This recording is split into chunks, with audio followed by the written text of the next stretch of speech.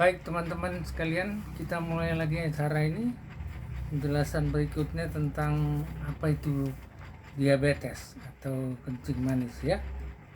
Dari literatur yang saya kumpulkan, diabetes itu adalah sejumlah penyakit yang mengakibatkan terlalu banyaknya kadar gula dalam darah atau glukosa darah yang tinggi, disertai dengan gangguan metabolisme lemak, karbohidrat, protein sebagai akibat dari gangguan fungsi insulin ya.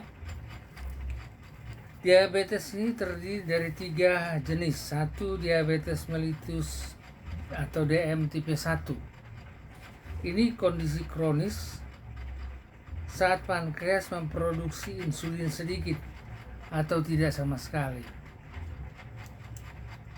Pankreas tidak memproduksi insulin atau cuma sedikit, dan ini dikaitkan dengan faktor keturunan.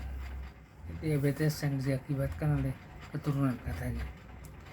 Kedua, diabetes mellitus tipe 2. Ini kondisi kronis yang mempengaruhi cara tubuh memproses gula darah. Cara tubuh mempengaruhi proses gula darah. Jadi pankreasnya menghasilkan insulin ya, tapi caranya mengolah gula darah itu yang menjadi persoalan. Ini berkaitan dengan faktor gaya hidup ya. Jadi ini tidak diturunkan. Dan biasanya kadar gula darahnya lebih besar atau sama dengan 126 mg per desiliter. Yang ketiga adalah pradiabetik, yaitu kondisi ketika gula darah tinggi terjadi cukup tinggi untuk masuk kategori tipe, tapi tidak terlalu tinggi untuk masuk kategori tipe 2. Jadi antara 100 sampai 125 mg per desiliter ya. Ciri-ciri orang kena diabetes: sering buang air kecil terutama malam hari, mudah haus, banyak makan, mudah lapar, berat badan turun drastis, kulit kering, luka susah sembuh, gangguan penglihatan atau menjadi kabur, dan kesemutan pada kaki dan tangan ya. Jenis usaha apa? Itu tadi diabetes ini. Terus bentar, saya cari catatan saya.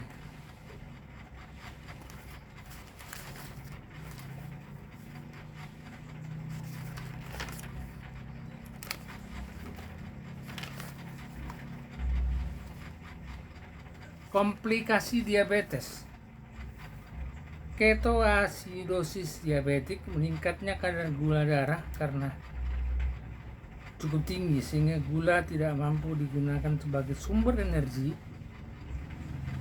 bahan bakar. Akibatnya bisa sesak napas, koma, dehidrasi, dan kematian. Yang kedua, hiperomuskular hiperglikomik.